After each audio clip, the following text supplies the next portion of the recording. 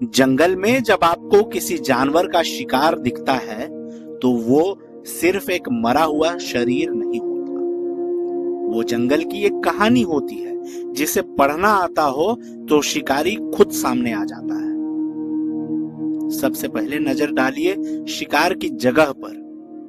अगर शिकार खुले जंगल में जमीन पर ही पड़ा है और उसके शरीर पर गहरे चौड़े कैनाइन दांतों के निशान हैं, तो यह संकेत देता है एक ताकतवर एपेक्स प्रीडेटर की। ऐसे मामलों में अक्सर शक जाता है बाघ पर।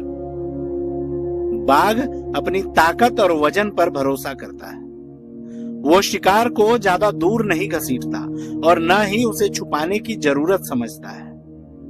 अब गौर कीजिए फीडिंग पैटर्न पर। अगर शिकार का पिछला हिस्सा या पेट सबसे पहले खाया गया हो और बड़े बड़े मांस के टुकड़े नोचे गए हो तो ये भी बाघ के सिग्नेचर साइंस माने जाते हैं। लेकिन कहानी यही नहीं खत्म होती।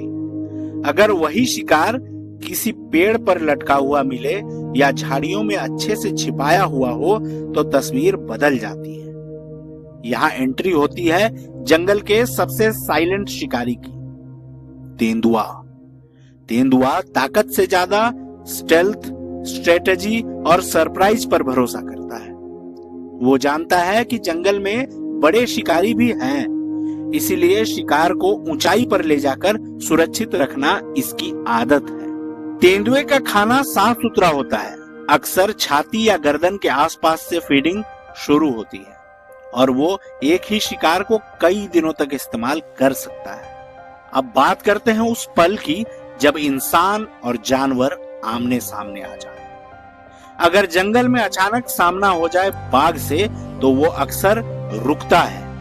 आप उसे भगाने की कोशिश करें तो भले ही थोड़ा सा भागे, लेकिन फिर वापस वह चार्ज जरूर करेगा। वो अपने इलाके को होल्ड करता है, सीधी नजर से आपको देखता है क्योंकि वो टेरिटोरियल है और अपने जंगल का मालिक खुद को मानता है। वहीं दूसरी तरफ तेंदुआ कन्फ्रंटेशन से बचना पसंद करता है। वो एक परछाई की तरह चुपचाप दिशा बदलता है और जंगल में गायब हो जाता है। जंगल में हर पंजे का निशान, हर दांत का जख्म एक कहानी कहता है। बस फर्क इतना है, कुछ कहानियां दहाड़ती हैं और कुछ खामोशी से गायब हो जाती हैं।